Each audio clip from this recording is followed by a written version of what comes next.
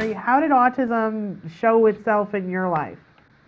We had our first son, and I was paranoid about it, just with media, and did a lot of research and took precautions that I thought would make a difference. And at 2, my son was not talking. He was stemming, lining, no eye contact, no emotion.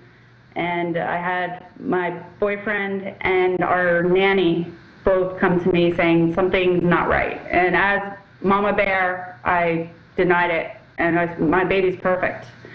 And over time, we realized something might not be right, so we got in touch with the regional center, and we got a diagnosis at 2, and then confirmed at 3, autism with a speech delay.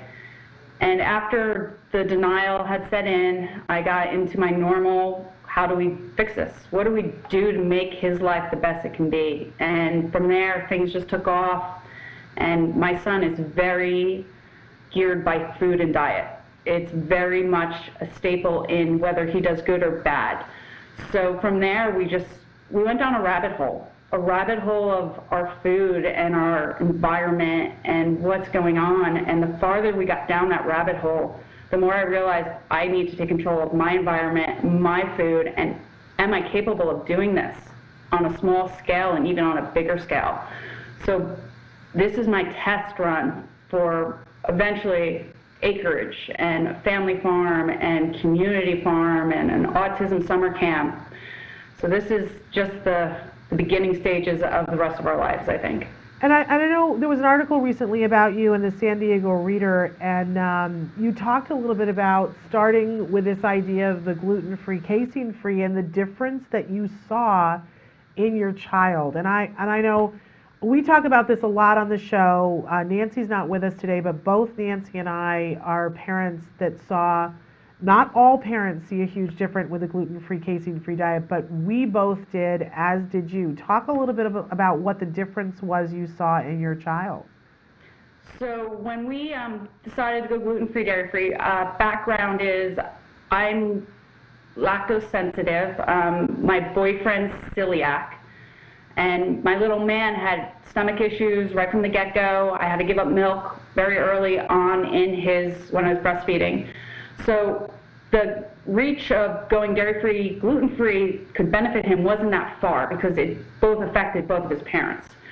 So we just tried it. We went through our cupboard and put everything in Tupperware. Everything that had any gluten or dairy in it, it either went to the fire station or it went in the garage. And we said, we're doing this full board as a family for a month.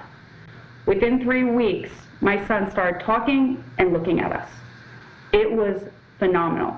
And from there, we realized this is something that can help him. Yeah. And from there, we got rid of MSG, we got rid of food colorings, we got rid of all grains, we got rid of all chemicals, we got new water. We just dived into the purest form of food that could help him. And it has been a magnificent success so far.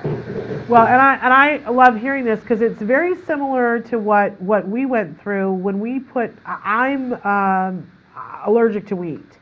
And I've always had some sensitivity towards milk. For a long time I could have it. I'm once again dairy-free because I'm testing allergic to it again and I get hives.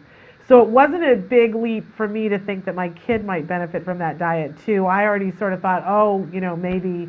And my son went from having no words to gaining 5 words a day within a week of removing the wheat and the Wow. Yeah. That's a turnaround. It was amazing. And huge thing for us. And he's 11 and still gluten-free, casein-free. And I know Nancy's child saw a huge difference too. And I love that in the article, you reference that a lot of parents are really reticent to give it a try, but that you really wish that more parents would at least try it for 30 days. It boggles my mind to think that that's not worth trying, because at the end of the day, what's the worst that's going to happen? You're going to get a little healthier, because 30 days without grains, gluten, and dairy really are not going to negatively impact anyone. Yeah.